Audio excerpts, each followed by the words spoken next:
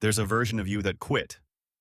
Maybe it was the degree, the career path, the relationship, the business idea you spent 2 years building in silence, the city you were supposed to love, the version of yourself you were supposed to become by now.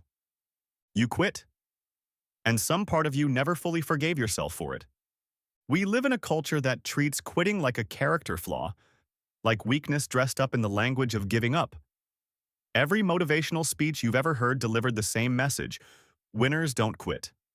Push through. Stay the course. The people who made it are the ones who didn't stop. And so when you stopped, for whatever reason, in whatever season of your life, you carried it, quietly, like a small, heavy thing you never put down. But I want to offer you something different today. What if quitting was the most honest thing you ever did? Not every door you walk through was meant to be your destination. Some doors are tests, some are lessons, some are corridors that lead you somewhere more important. But only if you're willing to stop pretending they're the final room. The version of you that quit wasn't weak. That version was paying attention. Paying attention to the misalignment between who you were and what you were doing.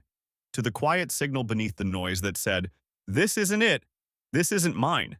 This isn't the direction I actually want to move in." That signal is not failure. That signal is self-knowledge. And self-knowledge is one of the rarest, most valuable things a person can develop. Here's the distinction that changes everything. There are two kinds of quitting. The first is fear-based. Walking away because something is hard, uncomfortable, or uncertain. That kind of quitting costs you. It keeps you small. It teaches your nervous system that discomfort is a stop sign instead of a signal. But the second kind is different. It's clarity-based. It's the moment you realize, with honesty, not desperation, that what you're doing no longer reflects who you are or where you genuinely want to go. That continuing would mean performing a life instead of living one. That kind of quitting isn't giving up. That kind of quitting is growing up. Think about what happened after you stopped. Not immediately. Grief is real, and transition is hard. But eventually, think about what opened. What became possible? What version of you began to emerge when you stopped forcing yourself into a shape that was never yours?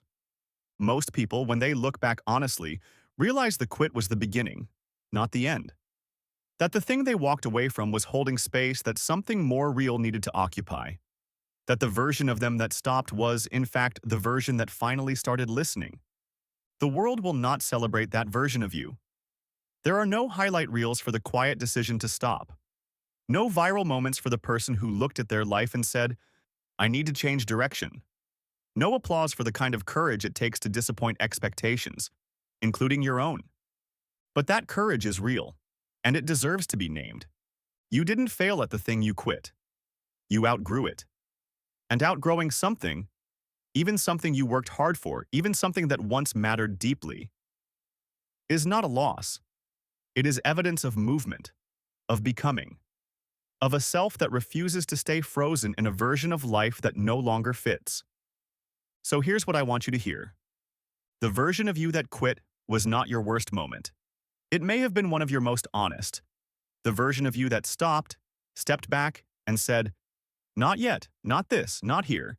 That version deserves more grace than you've given it. Not because quitting is always right. It isn't. But because the quit that comes from self-awareness, from clarity, from the quiet refusal to keep living a life that doesn't feel like yours. That quit was an act of integrity. And integrity, even when it costs you, is always the right direction. You are not the things you didn't finish. You are what you chose next. And if you haven't chosen next yet, that's okay too. Sometimes the most important thing a person can do is stop long enough to finally hear themselves think. The version of you that quit was listening. Maybe it's time to hear what it was trying to say.